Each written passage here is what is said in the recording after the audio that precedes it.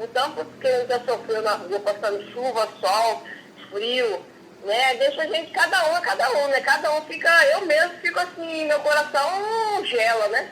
A gente é bom, né? Mas a gente tem aquele lado da gente assim também a gente fica com uma frieza, né? Eu tenho um grande respeito, né? Essa é a Maria. Um nome fictício que a gente escolheu para contar a história de uma mulher que vive em situação de rua. Eu peço que você faça um exercício agora. Por um momento, tente se colocar no lugar de alguém que muitas vezes não teve oportunidades, não recebeu um abraço ou até mesmo um sorriso em um momento difícil. A Maria tem o Beco do Candeeiro como casa. E para você que não é de Mato Grosso, o Beco é a primeira rua da capital Cuiabá, que fez 300 anos em 2019. O Beco do Candeeiro, ele é uma das vias de circulação mais antigas aqui da capital, do Centro Histórico de Cuiabá. É um espaço, até como o próprio nome diz, Beco do Candeeiro, era um espaço onde o pessoal trafegava com o candeeiro, que era uma espécie de luminária, de iluminação da época. Mas o local também foi palco de uma chacina. Julho de 1998. Nessa data, ocorreu em Cuiabá um crime que ficou conhecido como a Chacina do Beco do Candeeiro. 3 adolescentes infratores foram mortos a tiros. Os adolescentes Edgar Rodrigues de Arruda, de 12 anos, Adileu Santos, de 13 anos, e Reinaldo Dias Magalhães, de 16, foram assassinados. Até hoje, as mães buscam justiça. Está sendo realizado no Fórum de Cuiabá o julgamento do suspeito de ser o autor de um crime conhecido como Chacina do Beco do Candeeiro. 5 anos após as mortes, o policial Adeir de Souza Guedes Filho foi acusado depois de ser reconhecido por uma outra vítima que conseguiu fugir. Ele foi absolvido em setembro de 2014.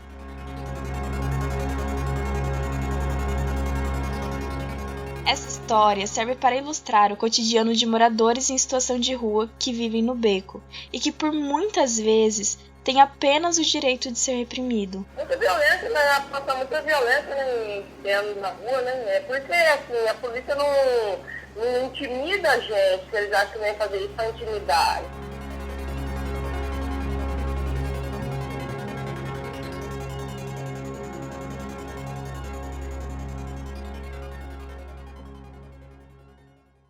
Antes da gente começar, eu preciso contar como nós chegamos a esse episódio, a quarentena na rua. Durante as reuniões de planejamento, tudo que se passava pela quarentena era aquilo que você faz dentro de casa, obviamente. Mas falar sobre quarentena e pedir para você ficar em casa pode parecer fácil quando você tem onde morar. Por mais que muita gente não respeite a quarentena por vários motivos, o problema que a gente discutiu é como é a quarentena para quem vive em situação de rua ou precisa enfrentar as ruas para trabalhar. Eu sou a Andrelina Braz e esse é mais um episódio do Vida em Quarentena, um podcast feito de dentro de casa por muitas vozes. Coronavirus. COVID-19. The pandemic is accelerating. Coronavírus no Brasil. Covid-19. Para quem pode. Fiquem em casa. Lave as mãos. Vida em Quarentena. Meu nome é Rosana Esteves Monteiro, sou defensora pública no estado de Mato Grosso. Essa é a defensora pública que coordena o Fórum da População em Situação de Rua em Cuiabá, capital de Mato Grosso. A Rosana optou pela carreira em 2015, quando atuava em Primavera do Leste, uma outra cidade do estado. Como voluntária numa ação social feita pela igreja onde eu congregava. E a gente levava comida para as pessoas em situação de rua lá em Primavera. E estando ali, eu comecei a perceber e a ver as violações de direitos humanos que eles sofriam estando em situação de rua. Prisões arbitrárias, recolhimento de pertence, né, toda sorte de preconceito e desassistência. A história dela se cruza com a da Maria, que a gente ouviu aqui no começo. Hoje, segundo a defensora Rosana, as pessoas de risco precisam estar na prioridade dos atendimentos. Muitas delas estão no grupo de risco da Covid-19. Pessoas em situação de rua, elas, em linhas gerais, têm a sua saúde muito debilitada por doenças como tuberculose, HIV, e a falta de alimentação agrava sobremaneira essa situação. Então, são pessoas que estão em maior risco e precisam ser atendidas o quanto antes. Outro projeto que atende no Beco do Candeeiro é a psicanálise na rua. O projeto foi o resultado de um trabalho de doutoramento e ao longo do projeto, como ele é um projeto de intervenção e tratamento do problema de saúde mental dessa população, terminamos construindo um espaço físico para sustentar a oferta do atendimento clínico em psicanálise para essa população. A Adriana Rangel, que você ouviu aí, é a professora da Universidade Federal de Mato Grosso. Além de acolher as pessoas no beco, o projeto oferece uma escuta psicológica e o acolhimento. Uma escuta que é clínica e, ao mesmo tempo, ela é política, na medida em que a gente escuta muitas reclamações que são da ordem da falta do poder público com eles, da violência policial, de uma série de problemas que eles vivem, da desassistência da saúde pública. Nós também fazemos o acolhimento desse sofrimento, que é um sofrimento coletivo. Nós temos um trabalho territorial que já é bastante reconhecido. Nós somos chamados a compor o fórum. Somos uma parte importante do fórum porque nós temos uma unidade física e nós temos, então, uma escuta muito apurada e constante da população. Para quem tem acesso aos diversos meios de comunicação, é uma tarefa fácil saber o que está ocorrendo. Até é difícil pensar em quem não tem acesso hoje. Mas o que fazer quando as pessoas sentem medo quando você se aproxima pedindo uma simples informação? O relato de quem está na rua, num primeiro momento, foi de não entender o que estava acontecendo, porque estava tudo se fechando, as pessoas estavam andando de máscara, o nosso consultório fechou, ninguém aparecia, o que está acontecendo? O projeto de extensão da UFMT e o Fórum da População de Rua lutam para garantir serviços básicos, como, inclusive, o acesso à informação sobre a pandemia. Só uma ideia que a gente não consegue, né, no dia a dia, vendo a notícia, né, ouvindo pessoas falando, né. Agora eles já estão sabendo, o fórum vem informando, a gente está tentando cobrir as várias regiões onde eles se aglomeram, explicando. O SEAS, que é o Serviço de Abordagem Social, iniciou alguma orientação para as pessoas em situação de rua a respeito do coronavírus, mas eu acredito que seja muito aquém daquilo que é necessário. Mas a questão fundamental é os lugares de higiene e as condições de isolamento que não são dadas, então é como se pedisse o impossível.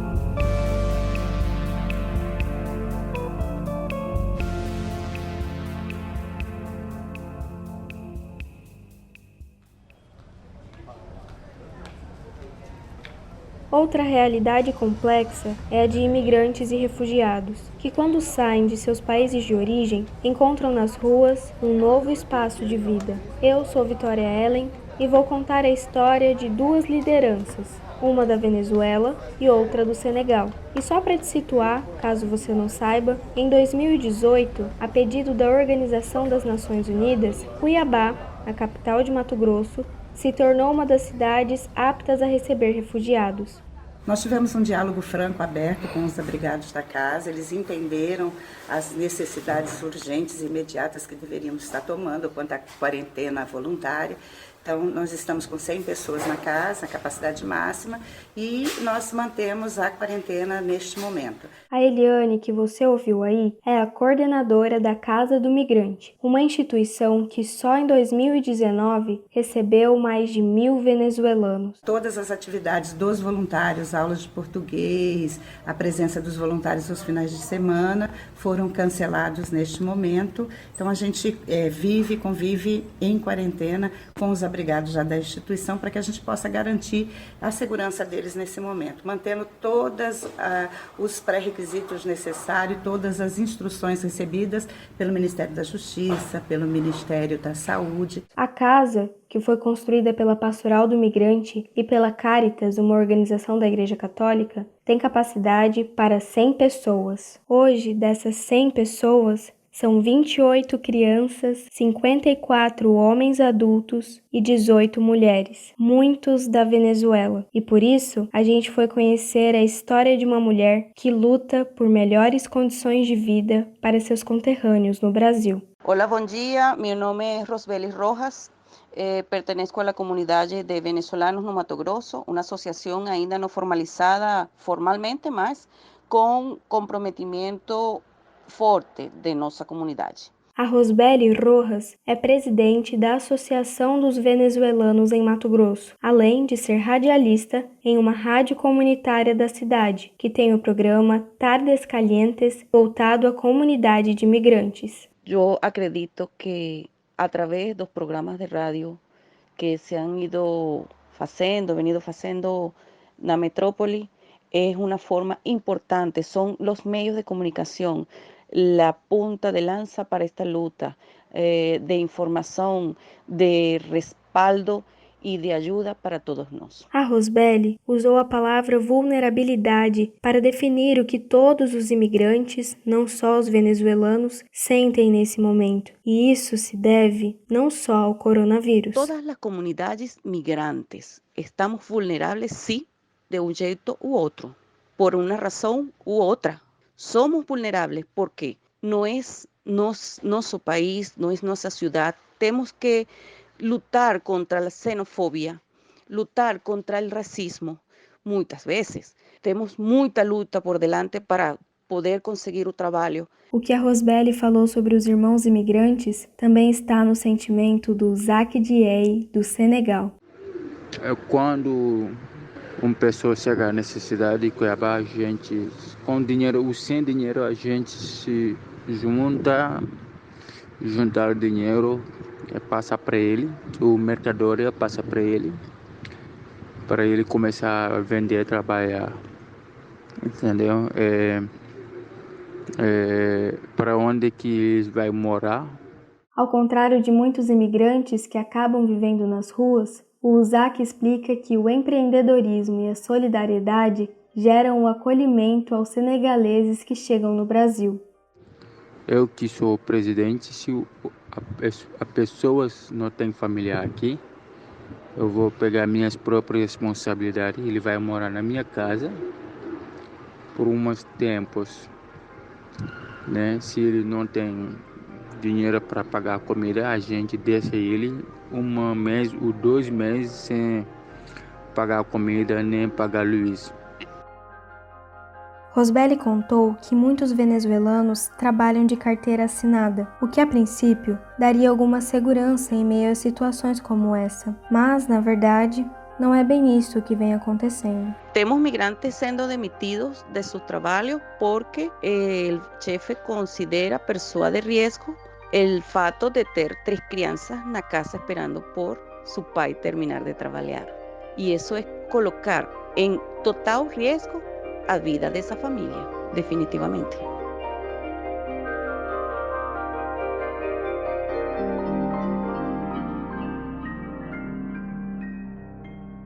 Você ouviu sobre a Casa do Migrante, que acolhe pessoas que estão nas ruas.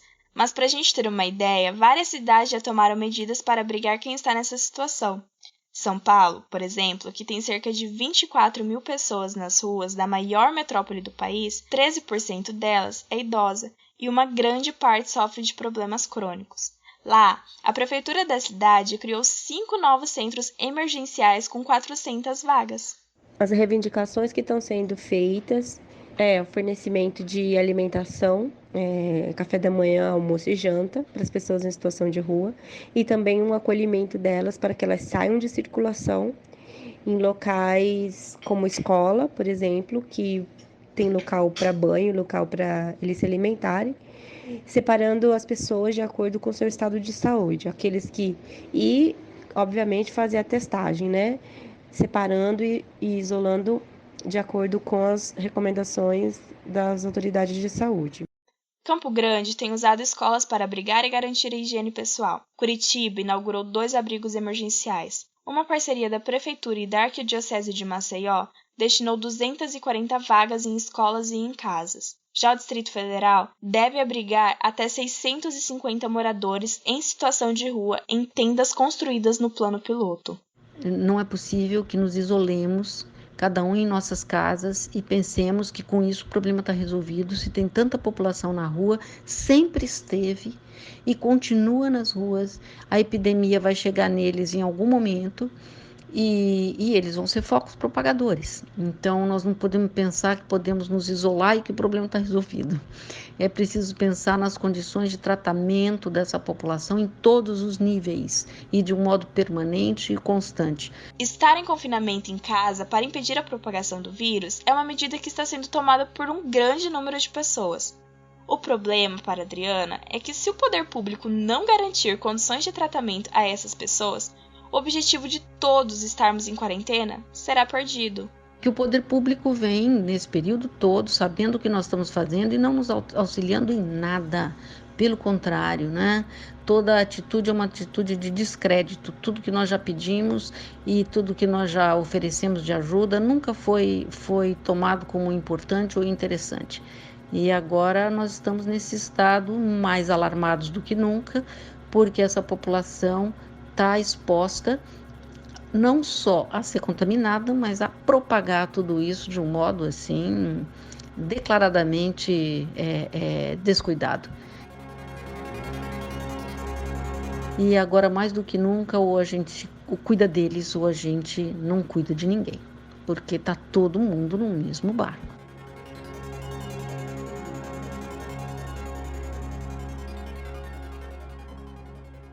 Mas como viver a quarentena se eu estou na rua? Ou melhor, que direitos devem ser garantidos? Isso é o que o estudante de radialismo da UFMT Victor Arias conta pra gente. Não há um dado preciso sobre o número de moradores em situação de rua no Brasil. A última pesquisa realizada foi em 2009 e, na época, o Ministério do Desenvolvimento Social e Combate à Fome apontou o número de quase 32 mil pessoas, mas a pesquisa foi resumida só a 71 cidades. O Movimento Nacional da População de Rua até lançou uma cartilha com os dados da época em conjunto com o Ministério Público. Entre as principais violações de direitos apontados na cartilha estão as chacinas e extermínios, espancamentos, retiradas de pertences, detenções e até a recusa de atendimento em serviços de saúde. Eu percebo uma demora do poder público municipal em se organizar para prestar esses atendimentos para a população vulnerável, né? Também a gente vê com muita preocupação o fechamento de equipamentos socioassistenciais que deveriam estar abertos, prestando informação e apoio para as pessoas vulneráveis. Em termos de violação de direito, acho que o direito à vida é o principal, né? O direito à saúde, direito à proteção. Está todo mundo muito aflito com essa situação e as pessoas em situação de rua muito mais, porque não tem para onde correr e como se proteger. Violência, agressões, roubo, pobreza, fome. Em meio a tudo isso, é possível parar e pensar em um vírus que afeta o sistema respiratório, dá dor de garganta, tosse? E quando até o atendimento à saúde é negado? A presença do Estado enquanto poder público muitas vezes é marcada apenas pela repressão, até mesmo agora. Eles mesmo, a polícia mesmo não quer saber desse negócio de vírus, não. Eles não falam isso não, eles vêm só vem zoar mesmo, né? Eles não estão fazendo nenhum combate, eles estão falando assim, você toma cuidado, não fica na rua. Isso aí eles não falam não. Eles vêm mais grosseiro, querendo saber de droga, alguma coisa parecida de roubo. Né, que pessoas não têm nada a ver com o roubo, que não mexe com isso, eles é ciente, porque eles sabem de tudo.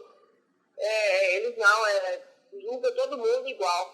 Para a professora Adriana Rangel, o medo do contágio pelo vírus da Covid-19 por parte da população é uma das menores perto da fome, da falta de abrigo e da violência policial relatada pela Maria. Por isso que o fórum entrou valendo, produzindo alimento, para não deixar eles morrerem de fome, porque a morte de fome ameaça antes do coronavírus.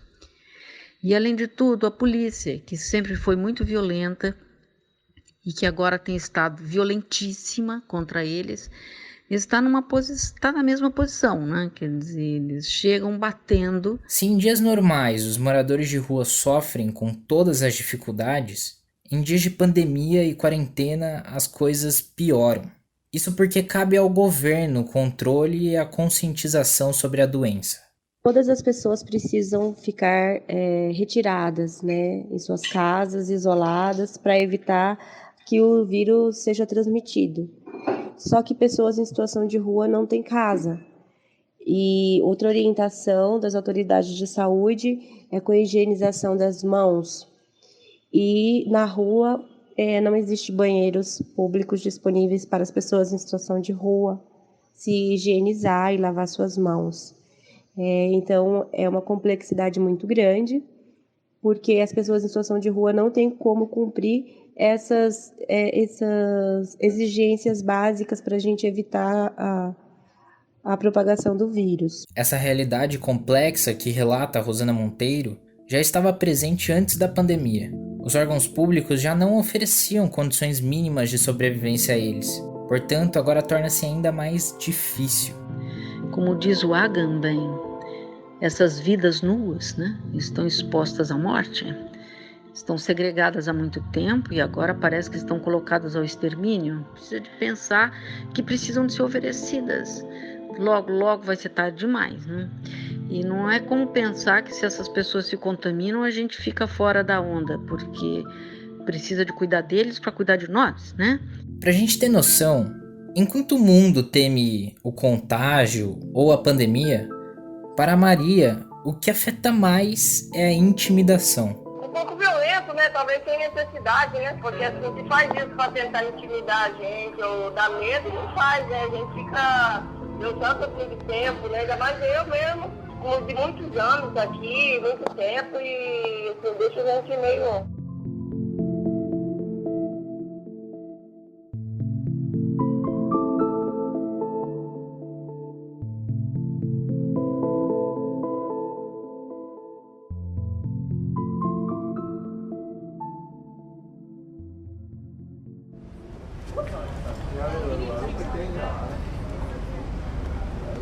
Mas a rua é feita de muita gente e muitas vozes. É nela que a gente encontra a realidade social de um continente marcado pela desigualdade. É na rua que muitos vivem, moram, encontram outras pessoas e, principalmente, sobrevivem. O Zac, do Senegal, explica que as atividades realizadas estão paradas em respeito à quarentena. A situação de trabalho é parada, né? Como todo mundo, porque é uma ordem, né, que vem do governo, da República. Também passo na televisão falar de ficar em casa, né, para correr menos risco. É normal, a gente está aqui em casa, fazendo comida, jogando junto, PlayStation, ficar parado, é normal para lutar, combater esse vírus. Muitos deles, que você com certeza já encontrou nas ruas, compram produtos para revender. A gente exerce uma atividade econômica, né? Cada exerce uma atividade econômica em nome próprio. A gente compra para revender. A maioria de nós também moramos no centro e trabalhamos também no centro.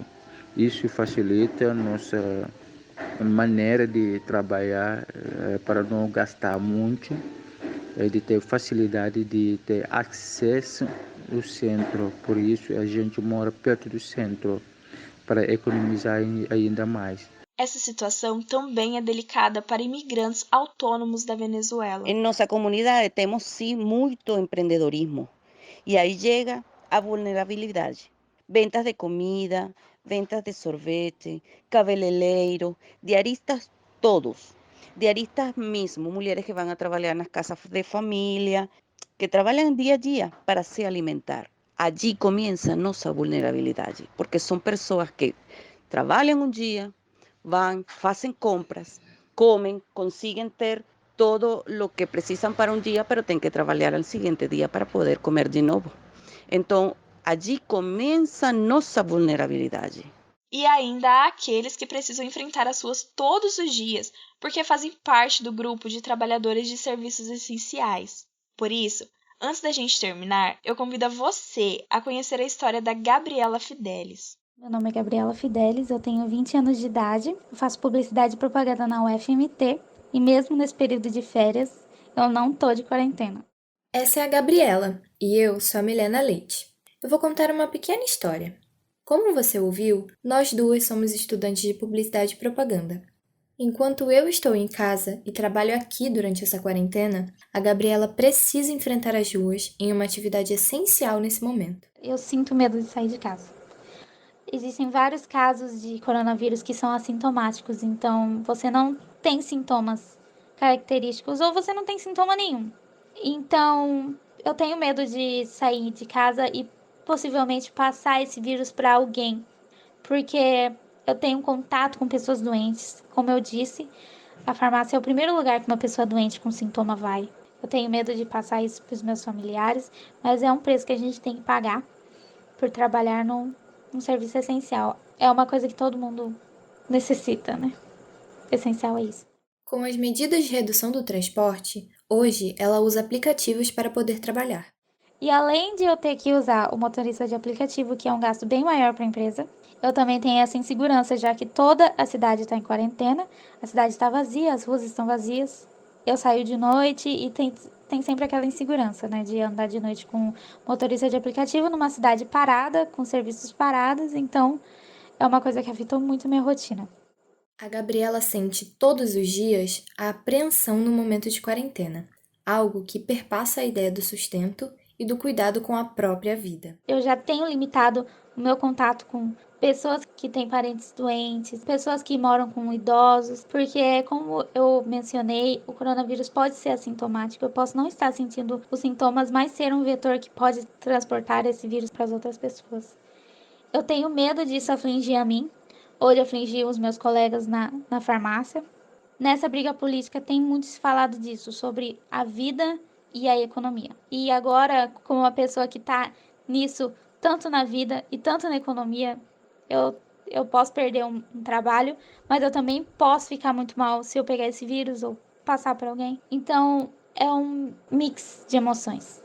A necessidade de sair de casa também leva a Gabriela a outro encontro nas ruas e no trabalho, com a aflição de quem procura farmácia e dos colegas. Para ela, o momento é de cuidado. Mas eu desejo que todos nós tenhamos consciência de que esse é um vírus que tem afligido muito as pessoas. A nós trabalhadores, a gente que está no estabelecimento da saúde, a gente vê como isso tem afetado tanto na saúde e tanto economicamente. A melhor coisa que você tem que fazer é ficar em casa. E se sua farmácia tiver delivery, por favor, peça por delivery.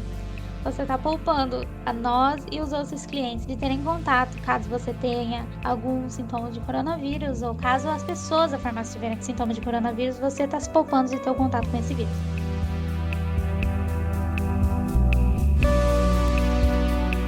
Enfim, temos certeza que tudo isso vai passar.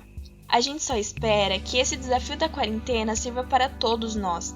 Repensar o nosso sentimento com os outros, com as outras, com aqueles que muitas vezes não estão visíveis. Dos que dependem da rua para viver, aos que dependem da rua para trabalhar. Hoje, a solidariedade, a empatia, o cuidado, o acolhimento e o voluntariado são tão necessários quanto cuidar de si e de quem a gente muitas vezes nem conhece. Nós estamos aí produzindo alimentos, fazendo arrecadações e indo até eles, levando informações, tentando produzir a redução de danos em relação a esse momento tão dramático que assola o país inteiro. O Fórum de População de Rua, que já é uma articulação de vários segmentos e pessoas que trabalham com a população de rua de forma voluntária, encampou aí uma campanha e começamos a divulgar através de grupos de WhatsApp e mídias sociais, para que pelo menos não falte comida para as pessoas em situação de rua, porque tinha gente que já estava sem se alimentar há 2 dias. Com tantos direitos negados, a Maria, que a gente já contou a história aqui no começo, está se emburacando, junto com outras pessoas no beco. Se emburacar é como os moradores em situação de rua chamam os lugares onde dormem. Antes eu vivia diretamente na rua, né? Ficava em uso constante o tempo todo, diretamente em droga, né? Hoje não, né? Hoje não penso mais, a minha vida já não é essa mais, né? Hoje eu sei quem tem responsabilidade, né? Repensar alguns princípios ou até mesmo atitudes podem ser uma forma de construir uma sociedade melhor, depois que tudo passar. É um momento que a gente não se preparamos para isso, mas estamos pensando daqui a poucos dias para dar uma doação, que seja comida, o máscara, o gel, lá na Pastoral Migrante. Estamos se organizando. São histórias de muitas famílias, pessoas que passam por uma dura realidade, da solidão da rua a crianças que, para Rosbelli, são as sementes de seu povo que irão permanecer aqui no Brasil. O novo coronavírus é uma experiência única e nos deixa indefensos a todos, migrantes ou não. E todo depende da capacidade psicológica que temos cada qual para resguardar de nossa saúde e de nossas vidas. Os mais vulneráveis são os que não podem llenar suas despensas para uma quarentena, nem de remédio, nem de alimento. Corre o risco da desesperação de não poder levar alimento a suas crianças. Essa é a desesperação mais grave que pode ter um ser humano. E para Maria, que a gente viu lá no começo, é preciso crer em Deus para passar pela situação atual, principalmente pelas condições de vida que enfrentam. Nós aqui a gente tem temor a Deus, né? A gente crê nele, né? Espera nele, né? Nesse momento eu creio em Deus, né? Da onde que Deus me levantou, como ele me levantou da sepultura, eu creio nele, vou ter que crer nele até o fim, né? De passar isso aí, vou crer nele até o fim. Tento evitar algumas coisas, mas diretamente, assim, se for na verdade do jeito que fala desse vírus aí, não tem como fugir dele, se for a casa de uma pessoa ser contaminada, né? Se fala em questão de entrar em ônibus, pegar em lugares, se entrar contaminado e pegar em vários lugares, várias pessoas correm isso, porque nem em todos os lugares que você olha aí tem gente que está se cuidando. Pra mim é isso aí, eu vou crer em Deus até o último instante, o último tempo, né? Essas são algumas das histórias que encontramos sobre a quarentena na rua. Das pessoas em situação de rua a aqueles que dependem da rua para sobreviver. O podcast Vida em Quarentena é uma produção feita em casa por estudantes dos cursos de jornalismo, publicidade e propaganda, rádio e TV e cinema e audiovisual.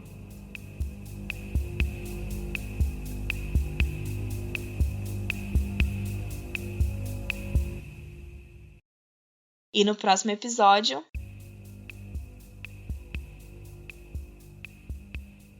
O que me move para ser voluntária neste momento?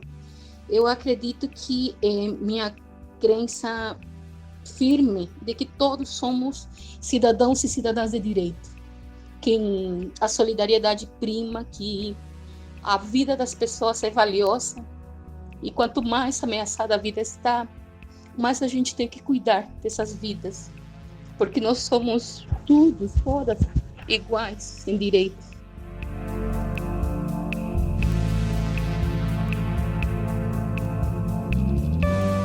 O episódio Quarentena na Rua teve a produção de Milena Leite, Vitória Soares e Emily Botelho. No roteiro, Isadora Dias, Brenda Campos e Letícia Correia. A edição foi de Emily Botelho e Vitória Soares. Na narração, eu, Andrelina Braz, Milena Leite, Victor Arias e Victoria Ellen. A supervisão geral do professor Luan Chagas.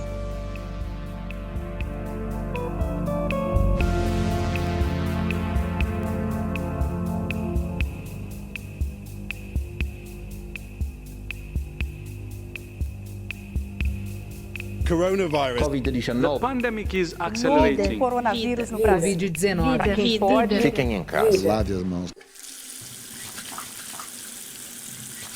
Vida em Quarentena. Esse podcast foi produzido pelo Comunicast, Um projeto de extensão da Universidade Federal de Mato Grosso.